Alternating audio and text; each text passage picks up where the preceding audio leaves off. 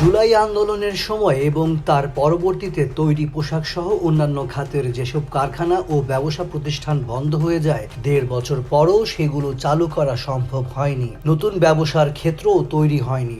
চলমান পরিস্থিতি আরও জটিল হয়েছে। অনেক ব্যবসায়ী এখনও পলাতক, তাদের কারখানাগুলোও অচল। দেশে থাকা অনেক ব্যবসায়ী মামলাসহ নানান হয়রানির মধ্যে রয়েছেন।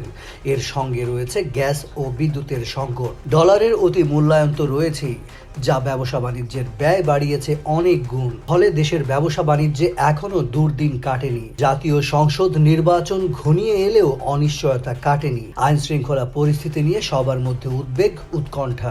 রাজনৈতিক দৃশ্যপট বদলাচ্ছে প্রতিদিন। এ নিয়ে ব্যবসায়ী মহলে রয়েছে অস্থিরতা। শেখ হাসিনার বিদায়ের ১.৫ বছর পরও ব্যবসা বাণিজ্যে দুর্দিন বিরাজ করছে। সামগ্রিক অর্থনীতি এগোচ্ছে ধীর গতিতে।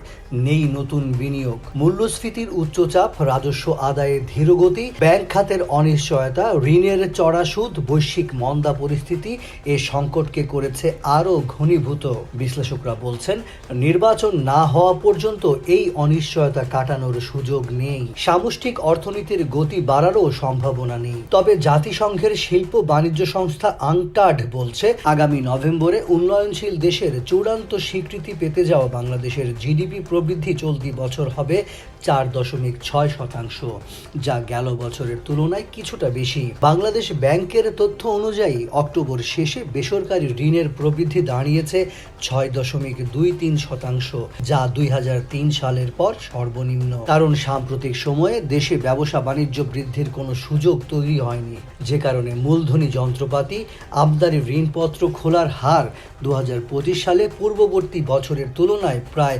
20%-এরও বেশি হ্রাস পেয়েছে।